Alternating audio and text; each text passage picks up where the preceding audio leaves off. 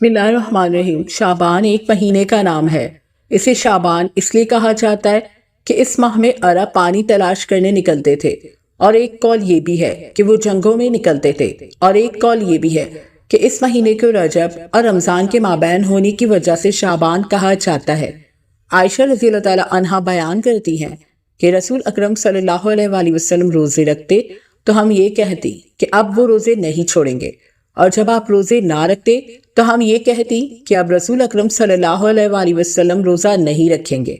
میں نے نبی صلی اللہ علیہ وآلہ وسلم کو رمضان کے علاوہ کسی اور مہینے میں مکمل روزہ رکھتے ہوئے نہیں دیکھا، اور میں نے انہیں شعبان کے علاوہ کسی اور مہینے میں زیادہ روزے رکھتے ہوئے نہیں دیکھے۔ صحیح بخاری 1833۔ مسلم شریف کی ایک اور روایت میں ہے کہ نبی صلی اللہ علیہ وآلہ وسلم شعبان کے مہینے میں تقریباً سارا مہینہ ہی روزہ رکھا کرتے تھے۔ مسلم 1957۔ اور ایک روایت میں ہے کہ جب سے نبی صلی اللہ علیہ وآلہ وسلم مدینہ تشریف لائے، اس وقت سے میں نے انہیں رمضان کے علاوہ کسی اور مہینے کے مکمل روزے رکھتے ہوئے نہیں دیکھا۔ مسلم 1955۔ ابن عباس رضی اللہ تعالیٰ عنہ سے مروی ہے کہ نبی صلی اللہ علیہ وآلہ وسلم نے رمضان کے علاوہ کسی بھی مکمل مہینے کے روزے نہیں رکھے۔ بخاری 1971۔ ابن عباس رضی اللہ تعالیٰ عنہ رمضان کے علاوہ کسی بھی مکمل مہینے کے روزے رکھنا مکروہ سمجھتے تھے۔ حافظ ابن حجر رحمۃ اللہ کہتے ہیں نبی صلی اللہ علیہ وآلہ وسلم کے نفلی روزے باقی سب مہینوں سے زیادہ ہوتے تھے، بلکہ نبی صلی اللہ علیہ وآلہ وسلم شعبان کے مہینے میں اکثر ایام روزہ رکھا کرتے تھے۔ اسامہ بن زید رضی اللہ تعالیٰ عنہ بیان کرتے ہیں کہ میں نے رسول اکرم صلی اللہ علیہ وآلہ وسلم سے کہا، اے اللہ کے رسول، میں دیکھتا ہوں آپ باقی مہینوں میں اتنے روزے نہیں رکھتے جتنے شعبان میں رکھتے ہیں۔ تو رسول اکرم صلی اللہ علیہ وآلہ وسلم فرمانے لگے، یہ ایسا مہینہ ہے جس میں لوگ غفلت کا شکار رہتے ہیں۔ یہ مہینہ رجب اور رمضان کے مابین ہے، اور یہ ایسا مہینہ ہے جس میں اعمال اللہ رب العالمین کے ہاں اٹھائے جاتے ہیں، اور میں یہ پسند کرتا ہوں کہ میرے اعمال روزے کی حالت میں اٹھائے جائیں۔ اسے نسائی نے روایت کیا ہے۔ صحیح الترغیب والترہیب صفحہ 425۔ ام المومنین حضرت عائشہ صدیقہ رضی اللہ تعالیٰ عنہا سے روایت ہے کہ رسول اکرم صلی اللہ علیہ وسلم کا دستور نفلی روزوں کے بارے میں یہ تھا کہ آپ صلی اللہ علیہ وسلم کبھی کبھی مسلسل بلا ناغہ روزہ رکھنے شروع کرتے، یہاں تک کہ ہمیں خیال ہوتا کہ اب آپ صلی اللہ علیہ وسلم روزہ رکھنا ختم نہیں کریں گے، اور کبھی اس کے برعکس ایسا ہوتا کہ آپ صلی اللہ علیہ وسلم روزہ نہ رکھتے تھے اور مسلسل بغیر روزے کے دن گزارتے، یہاں تک کہ ہمیں خیال ہوتا کہ اب آپ صلی اللہ علیہ وسلم کبھی روزہ نہیں رکھیں گے۔ پھر حضرت عائشہ صدیقہ رضی اللہ تعالیٰ عنہا فرماتی ہیں کہ میں نے رسول اللہ صلی اللہ علیہ وسلم کو رمضان کے علاوہ اور کسی مہینے میں پورے روزے رکھتے ہوئے نہیں دیکھا، اور میں نے آپ صلی اللہ علیہ وسلم کو شعبان کے علاوہ اور کسی مہینے میں زیادہ روزے رکھتے ہوئے نہیں دیکھا، یعنی آپ صلی اللہ علیہ وسلم شعبان کے مہینے میں جتنے زیادہ روزے رکھتے تھے اتنے اور کسی مہینے میں علاوہ رمضان کے نہیں رکھتے تھے۔ بخاری و مسلم۔ فائدہ: حدیث کے ابتدائی جملوں کا مطلب یہ ہے کہ رسول اللہ صلی اللہ علیہ وآلہ وسلم ہمیشہ نفل روزہ نہیں رکھتے تھے، بلکہ اس سلسلے میں آپ صلی اللہ علیہ وسلم کا معمول مبارک یہ تھا کہ کبھی تو مسلسل کافی عرصے تک روزے رکھتے تھے، یہاں تک کہ آپ صلی اللہ علیہ وسلم کے روزوں کی اس کثرت اور تسلسل کو دیکھ کر لوگ گمان کرنے لگتے کہ اب روزے کا یہ سلسلہ شاید آپ صلی اللہ علیہ وسلم کبھی ختم نہ کریں، اور کبھی ایسا ہوتا کہ آپ صلی اللہ علیہ وسلم مسلسل کافی عرصے تک روزے رکھتے ہی نہیں تھے، یہاں تک کہ لوگ سوچتے کہ شاید اب آپ صلی اللہ علیہ وسلم کبھی نفلی روزے رکھیں گے ہی نہیں۔ یعنی نفلی روزوں کے متعلق آپ صلی اللہ علیہ وسلم کا کوئی لگا بندہ دستور معمول نہیں تھا۔ مقصد یہ تھا کہ امت کے لیے آپ صلی اللہ علیہ وسلم کی پیروی میں مشکل اور تنگی نہ ہو، بلکہ وسعت کا راستہ کھلا رہے، اور ہر شخص اپنے حالات اور اپنی ہمت کے مطابق آپ صلی اللہ علیہ وسلم کے کسی رویے کی پیروی کر سکے۔ حدیث کے آخری جملوں کا مطلب یہ ہے کہ آپ صلی اللہ علیہ وسلم پورے اہتمام سے پورے مہینے کے روزے صرف رمضان کے رکھتے تھے جو اللہ تبارک و تعالیٰ نے فرض کی ہیں۔ البتہ آپ صلی اللہ علیہ وسلم شعبان میں دوسرے مہینوں کی نسبت زیادہ روزے رکھتے تھے۔ شعبان کے روزوں کا اہتمام کرنے سے رمضان کا قربت اور اس کے خاص برکات سے مزید مناسبت پیدا ہوتی ہے۔ شعبان کے ان روزوں کو رمضان کے روزوں سے وہی نسبت حاصل ہوگی جو فرض نمازوں سے پہلے پڑھی جانے والی سنتوں اور نفلوں کو ہوتی ہے۔ شعبان کو شعبان اس لیے کہا جاتا ہے کیونکہ اس میں روزہ رکھنے والے کے لیے بہت سی خیریں اور بھلائیاں شاخوں کی طرح پھوٹتی ہیں، یہاں تک کہ وہ جنت میں جا پہنچتا ہے۔ اس مہینے میں اعمال کی پیشی ہوتی ہے۔ حضرت اسامہ بن زید رضی اللہ تعالیٰ عنہ سے روایت ہے کہ نبی کریم صلی اللہ علیہ وسلم ارشاد فرماتے ہیں، رجب اور رمضان کے درمیان جو شعبان کا مہینہ ہے، عام طور پر لوگ اس سے غفلت کا شکار ہوتے ہیں، حالانکہ اس مہینے میں بندوں کے اعمال اللہ تعالیٰ کے حضور پیش کیے جاتے ہیں۔ حضرت انس رضی اللہ تعالیٰ عنہ سے مروی ہے کہ جب رجب کا مہینہ داخل ہوتا ہے تو نبی کریم صلی اللہ علیہ وسلم یہ دعا پڑھا کرتے تھے، اللہم بارک لنا فی رجب و شعبان و بلغنا رمضان۔ اے اللہ، رجب اور شعبان کے مہینے میں ہمیں برکت عطا فرما اور ہمیں بخیر و عافیت رمضان المبارک تک پہنچا دے۔ شب برات سے مراد فرمان والی رات، عذاب وغیرہ سے چھٹکارا پانے کی رات، تقدیر کا فیصلہ ہونے والی رات۔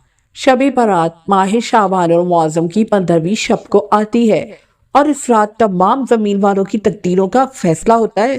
اس ماہ شعبان المعظم کی 15ویں رات بہت نازک ہوتی ہے، نہ جانے قسمت میں کیا لکھ دیا جاتا ہے۔ ماہ شعبان المعظم نبی پاک کا پسندیدہ مہینہ ہے۔ 15ویں رات گناہوں کا کفارہ ادا کیا جاتا ہے، حضرت محمد صلی اللہ علیہ وآلہ وسلم پر درود پاک بھیجا جاتا ہے اور یہ آپ صلی اللہ علیہ وآلہ وسلم پر درود بھیجنے کا خاص مہینہ ہے۔ ارشاد نبوی ہے، شعبان کی 15ویں شب میں اللہ تعالیٰ تجلی فرماتا ہے، استغفار توبہ کرنے والوں کو بخش دیتا ہے اور طلب رحمت پر رحم فرماتا ہے، اور عداوت والوں کو جس حال پر ہے اسی پر چھوڑ دیتا ہے۔ اس رات کو تمام بندوں کے اعمال اللہ تعالیٰ کے سامنے پیش ہوتے ہیں، اس لیے مسلمانوں کو چاہیے کہ ایک دوسرے کے گناہ معاف کر دیں اور ایک دوسرے سے صلح کر لیں اور ایک دوسرے کے حقوق بھی ادا کریں۔ اللہ تعالیٰ شعبان کی 15ویں شب میں تمام زمین والوں کو بخش دیتا ہے سوائے کافر اور عداوت کرنے والے کے۔ ارشاد نبی صلی اللہ علیہ وآلہ وسلم ہے، دعا تقدیر بدل دیتی ہے۔ اس رات زندگی، صحت، تندرستی، روزی، توبہ، مغفرت جو چاہے مانگا جا سکتا ہے۔ اس رات اللہ تعالیٰ نیک نیتی سے مانگی جانے والی ہر دعا کو قبول فرماتا ہے۔ ارشاد نبی صلی اللہ علیہ وآلہ وسلم ہے، لوگوں کی زندگیاں ایک شعبان سے دوسری شعبان تک منقطع ہوتی ہیں، حتیٰ کہ ایک آدمی نکاح کرتا ہے اور اس کی اولاد ہوتی ہے، حالانکہ اس کا نام مردوں میں لکھا ہوتا ہے۔ حضرت سیدنا امام ابن ابی الدنیا رحمۃ اللہ علیہ ہے، حضرت سیدنا عطا بن یسار رحمۃ اللہ علیہ سے روایت کرتے ہیں کہ جب نصف شعبان کی رات یعنی شب برات آتی ہے تو ملک الموت کو ایک صحیفہ دیا جاتا ہے اور کہا جاتا ہے اس صحیفے کو پکڑ لو۔ اس رات اعمال اٹھائے جاتے ہیں، لہٰذا ممکن ہو تو 14ویں شعبان المعظم کو بھی روزہ رکھ لیا جائے اور اس دن عصر کی نماز پڑھ کر مسجد میں نفلی اعتکاف کی نیت سے ٹھہرا جائے تاکہ اعمال اٹھائے جانے والی رات آنے سے پہلے کے لمحات میں روزہ مسجد کی حاضری اور اعتکاف وغیرہ لکھا جائے اور شب برات کا آغاز مسجد کی رحمت بھری فضاؤں میں ہو۔ آتش بازی حرام ہے، اس لیے اس فیصلے والی رات سب کو اپنا دھیان صرف اور صرف اللہ کی طرف رکھنا چاہیے۔ حضرت امام عبد الرحمن صفوری رحمۃ اللہ علیہ فرماتے ہیں کہ ایک مرتبہ حضرت عیسیٰ علیہ السلام کسی پہاڑ کے پاس سے گزر رہے تھے، وہاں آپ کی نظر ایک عجیب و غریب سفید پتھر پر پڑی۔ آپ حیرت سے دیکھنے لگے کہ عین اسی موقع پر اللہ تعالیٰ نے وحی نازل فرمائی اور ارشاد فرمایا، اے عیسیٰ علیہ السلام، کیا اس سے زیادہ عجیب تر چیز تم پر ظاہر نہ کروں؟ عرض کیا، ہاں ضرور۔ چنانچہ وہ سفید پتھر پھٹ گیا اور اس میں سے ایک عبادت گزار بزرگ ہاتھ میں عصا لیے حاضر ہوئے۔ حضرت عیسیٰ علیہ السلام نے اس بزرگ سے پوچھا، تم اس پتھر میں کتنے سال سے عبادت میں مصروف ہو؟ بزرگ کہنے لگے، 400 برس سے۔ یہ سن کر حضرت عیسیٰ علیہ السلام نے اللہ تعالیٰ کی مقدس بارگاہ میں عرض کی، اے اللہ، میرا یہ گمان ہے کہ اس بندے سے زیادہ عبادت گزار بندہ کوئی دوسرا نہیں۔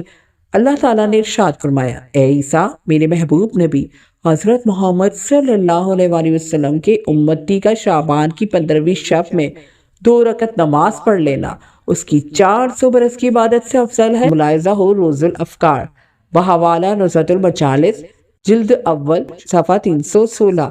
امام عبد الرحمن صفوری۔ مذکورہ واقعہ سے شعبان کی 15ویں شب کی عظمت کا اندازہ لگایا جا سکتا ہے۔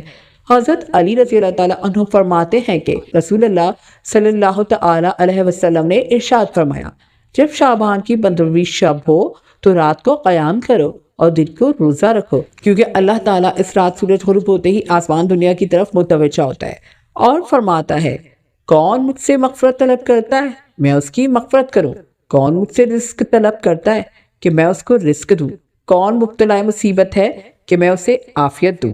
اسی طرح صبح تک ارشاد ہوتا رہتا ہے۔ دیکھیے ابن ماجہ شریف حدیث نمبر 446 باب نمبر 413۔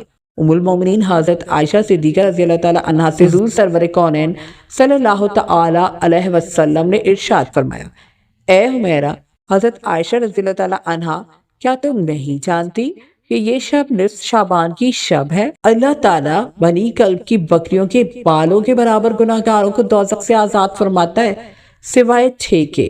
نمبر 1 شراب کا عادی، نمبر 2 والدین کا نافرمان، نمبر 3 زنا کرنے والا، نمبر 4 قطع تعلق کرنے والا، نمبر 5 فتنہ باز، نمبر 6 چگل خور۔ دیکھیے مکاشفۃ القلوب صفحہ 684، امام غزالی رحمۃ اللہ تعالی علیہ ہے۔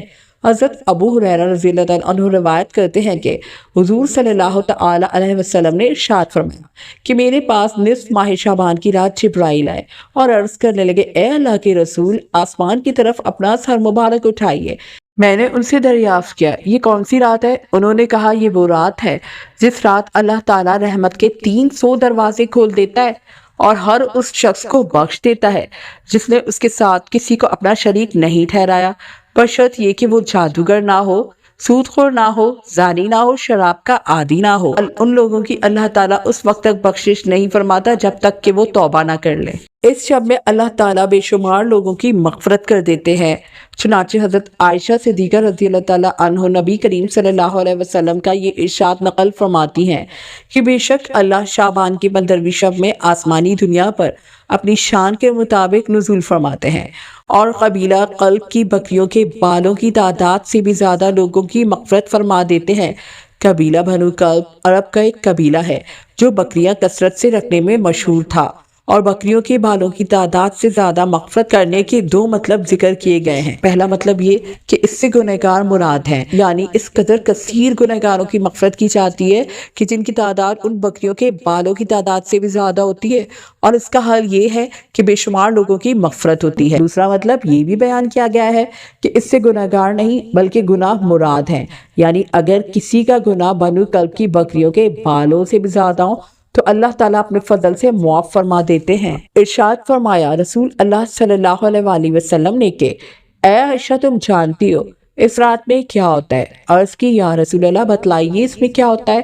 آپ صلی اللہ علیہ وسلم نے فرمایا اس رات میں یہ ہوتا ہے کہ آدم علیہ السلام کی اولاد میں سے جو شخص اس سال پیدا ہوگا اور جو شخص اس سال میں مرے گا اس کا مرنا اور پیدا ہونا لکھا جاتا ہے، اور جو فرشتے ان کاموں پر مقرر ہیں ان کو اطلاع دی جاتی ہے، اور جتنا رزق مخلوق کو اس برس میں ملے گا سب لکھا جاتا ہے۔ اور اس 15ویں رات اللہ تعالیٰ سورج ڈوبتے ہی اس دنیا کے آسمان پر تشریف لاتے ہیں اور ارشاد فرماتے ہیں کہ کوئی نیک بندہ ایسا ہے جو ہم سے بخشش مانگے اور ہم اس کو بخش دیں، کوئی رزق مانگے تو ہم اس کو رزق دیں، کوئی مصیبت کا مارا دعا کرے تو اس کی مصیبت کو دور کریں۔